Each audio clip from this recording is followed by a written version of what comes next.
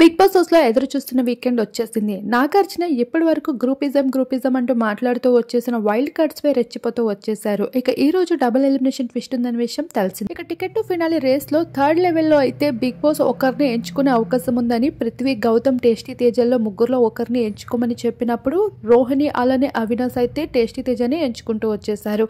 అక్కడ నిఖిల్ సొంత నిర్ణయాన్ని అయితే ఎవరూ అంగీకరించలేదు. వాళ్ళు టేస్టీ తేజని ఎంచుకుంటూ వచ్చేశారు. ఇదే విషయంపై అయితే క్వశ్చన్ చేస్తూ కనిపించేశారు.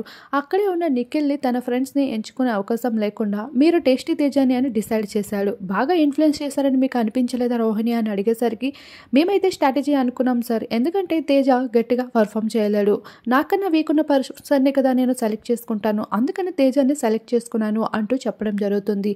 అంటే ఏంటి, మేము ఆల్రెడీ ఫిజికల్ టాస్క్లు ఇస్తామని నువ్వు ముందుగానే ప్రిపేర్ అయిపోయావా?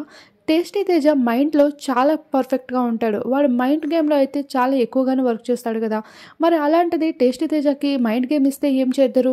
ఇదంతా మీరు గ్రూప్ గేమ్ ఆడారని మీకు అనిపించట్లేదా అంటూ అవినాష్ రోహిణిని కడిగి పారేశారు.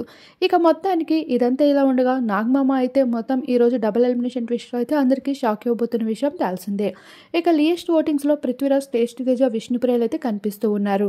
ప్రేరణకి మంచి ఫ్యాన్ పేజీ ఉందని చెప్పుకోవచ్చు. ఏది ఏమైనా ప్రేరణని ఇక్కడి వరకు కూడా కాపాడుకుంటూ వస్తున్నారు. తను ఏం చేస్తున్నారు?